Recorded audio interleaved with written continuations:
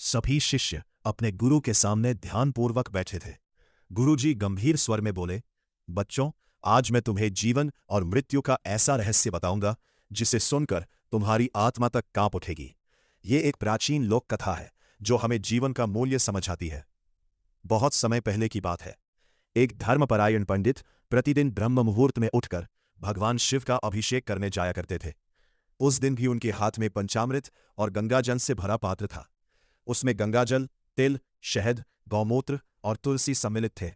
रास्ता घने जंगल से होकर गुजरता था। चारों ओर गहरा अंधकार था। अचानक उनके सामने एक विकराल आकृति प्रकट हुई। उसका चेहरा भयावह था।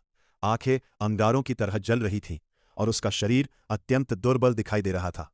पंडित भयभीत हो गए। उनके हाथ से पंचामृत का पात्र छूट गया और सारा पवित्र जल उस आकृति पर गिर पड़ा। जैसे ही वो जल उसके शरीर पर पड़ा, तेजस्वी प्रकाश फैल गया। देखते ही देखते वो भयानक रूप समाप्त हो गया और उसके स्थान पर एक दिव्य आत्मा खड़ी थी। वो आत्मा हाथ जोड़कर बोली, पंडित जी, आज आपके कारण मुझे इस भयानक योनि से मुक्ति मिल गई।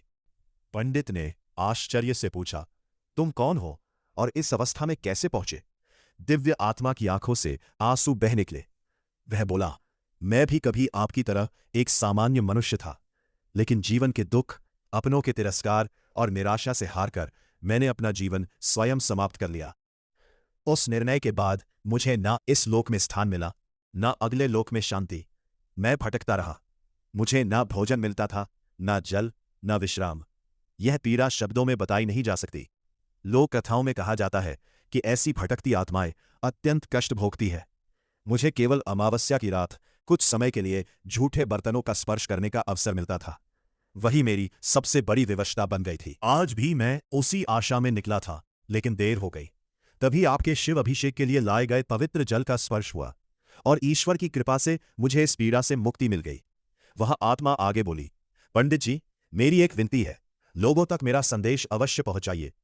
चाहे जीवन में कितने भी दुख आए, कितनी भी निराशा क्यों ना हो, अपने जीवन का अंत स्वयं करने का निर्णय कभी मत लेना।